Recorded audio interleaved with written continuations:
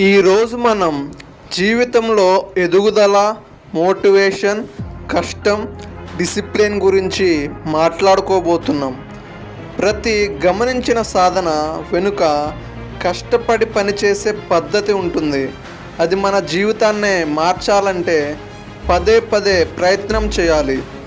జీవితంలో దెబ్బలు తగిలిన ప్రతిసారి మనం కిందికి పడిపోతే కాదు, ఎప్పటికీ పైకి లేచే వ్యక్తినే విజేత అంటారు. కొన్ని రోజులు అంతగా ఇన్స్పైరింగ్గా లేకపోవచ్చు, కొన్నిసార్లు ఫెయిల్యూర్స్ ఎదురవచ్చు, కానీ ప్రతి ఫెయిల్యూర్ ఒక జీవితాన్ని మారుస్తుంది.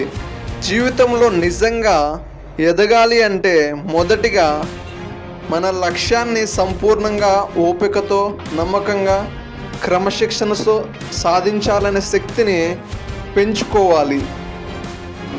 అదృష్టాన్ని నమ్మొద్దు. కరెక్ట్ టైంలో కరెక్ట్ పని చేయడమే అసలైన డిసిప్లిన్.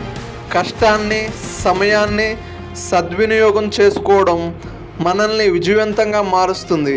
మనం షార్ట్కట్ కోసం వెతకడం కాదు, ప్రతి చిన్న అడుగు ముందుకు వేయడం.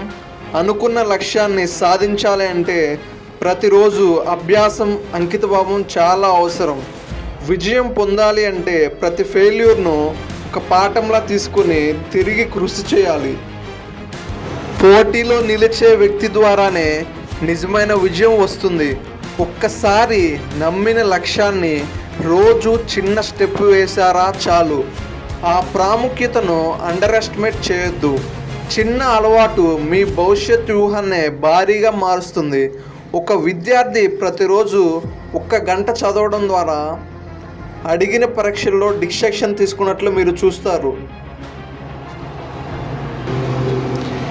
ఈ ప్రపంచంలో మీరు విజేతగా మారాలంటే మోటివేషన్ ప్రారంభ మార్గం, కానీ డిసిప్లిన్తోనే ఫినిష్ లైన్ దాటి విజేత అవుతారు.